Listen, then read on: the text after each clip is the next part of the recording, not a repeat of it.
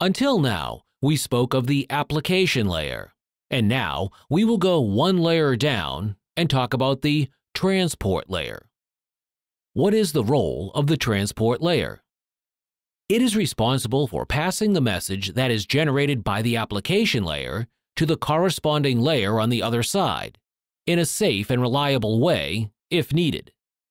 It is a logical connection between two processes running on two hosts. How is this process done? The sender's side received a message from the application layer, divides it into segments, and transfers it to the network layer. The receiving side rebuilds the message again from the segments, transfers it to the application layer according to the transport protocol defined. The Internet utilizes more than one transport protocol. We'll talk about two: Transport Control Protocol and User Datagram Protocol, examine their characteristics, and see which service models they implement.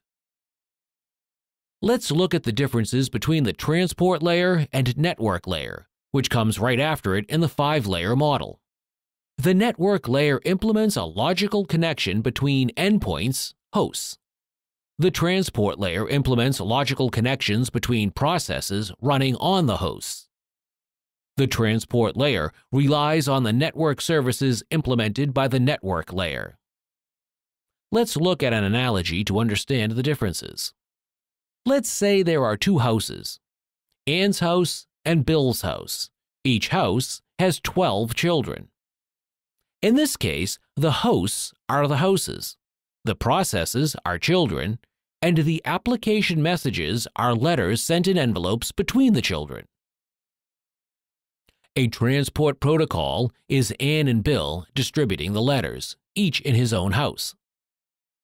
The protocol, implemented in the network layer, is the postal service. This is an analogy to understand the differences between services given by the network and transport layers. Let's now look at two protocols implemented in the transport layer. We'll start with Transport Control Protocol, TCP, which is reliable, meaning that if there is some kind of flow between two end hosts that drops part of the segments, all the segments will still reach the other side. It also ensures order between the segments, meaning that all segments sent arrive in the correct order. It also implements congestion control services and flow control services. We will define the issues we are willing to solve and see what the differences are and what each exists for. Before we start sending data in a TCP connection, we need to establish the connection, and we'll learn how to do that too. The other protocol implemented in the transport layer is the User Datagram Protocol, which is not reliable, does not guarantee the order in the datagram on the other end. It's a kind of best effort service. Note that there is much more space for improvement. Protocols that we wish were implemented in today's Internet, but they are not available yet. There are no protocols that guarantee delays that is good for streaming live media, like Zoom.